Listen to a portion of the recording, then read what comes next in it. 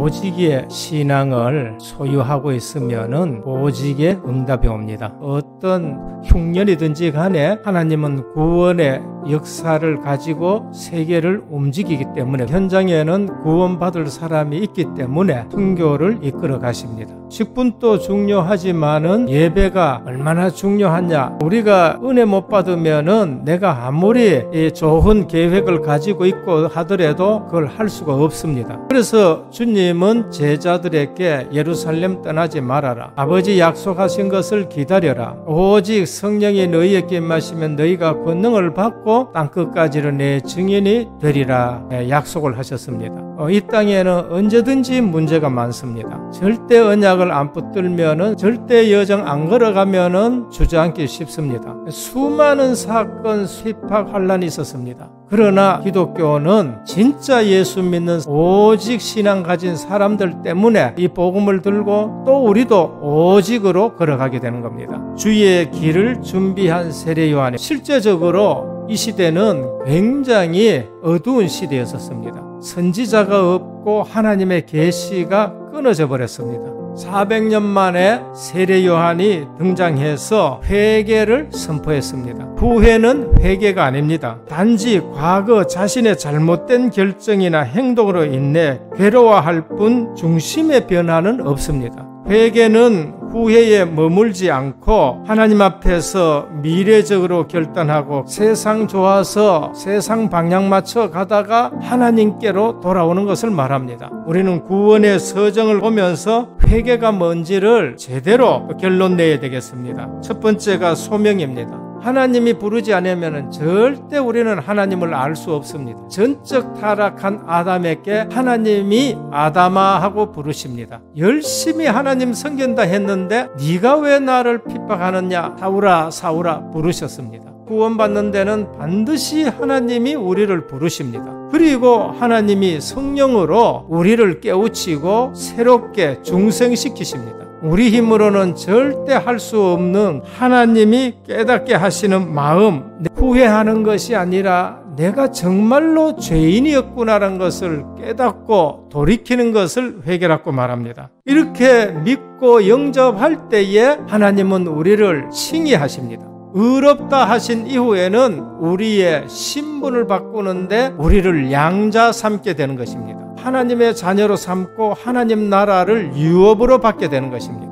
아직까지 우리 수준은 늘 애굽 광야 노예 체질을 가지고 있어요. 하나님의 자녀가 됐는데 옛날처럼 개차반으로 살아가기를 절대 원치 않습니다. 그래서 하나님 자녀답게 바꾸어가는 것을 성화라라고 말씀합니다. 늘 붙들고 억지로 참는 것이 아니고요. 소망을 가지고 참고 승리하게 하는 것을 견인해 완전한 승리가 있는데 영화인 것입니다.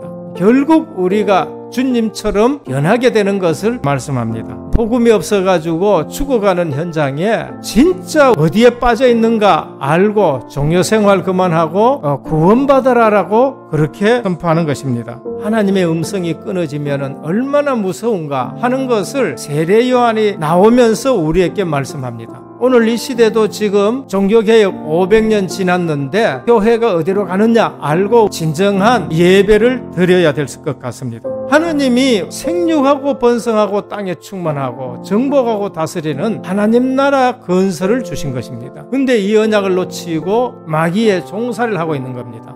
죄 문제 해결하고 우리를 구원해서 하나님 나라의 백성을 만들고 다시 전도 선교로서 하나님 나라를 세우게 하시는 것입니다. 그래서 주님이 하나님 나라의 왕으로 오신 것입니다. 가장 중요한 것이 하나님의 통치, 하나님이 다스리는 것입니다. 저는 이 말씀을 수없이 하고 있습니다. 이유가 뭔가? 예수 믿는데 내가 주인 돼 있는 거예요. 주님의 뜻과 계획보다는 내 동기로 자꾸 일을 하게 됩니다. 이것에서 우리가 얼마나 쏟고 있는지를 모릅니다. 주님이 내 속에 들어오는 것은 강조하는데 주님이 주인 되는 것은 인정을 잘 안 하려고 그래요. 그래서 예수는 믿는데 자꾸 힘든 예수를 믿게 되는 겁니다. 여호와께서 영원 무궁하시도록 다스리시도다. 여호와 그들의 하나님이 그들과 함께 계시니 왕을 부르는 소리가 그 중에 있도다. 하나님 나라를 누린다는 것은 것은 4가지를 누리는 것입니다. 하나님의 나라는 공의로운 평화로운 꽃보동한 나라입니다. 그의 통치는 바다에서 바다까지 이르고 유브라데 강에서 땅끝까지 이르도다. 모든 곳에 이르게 되는 것입니다. 이는 한 아기가 우리에게 낳고 한 아들을 우리에게 주신 바 되었는데 그의 어깨에는 정사를 메었고 그의 이름은 기묘자라 모사라 전능하신 하나님이라 영존하시는 아버지라 평강의 왕이라 할 것입니다. 그 하나님의 나라에 전제 조건이 있습니다.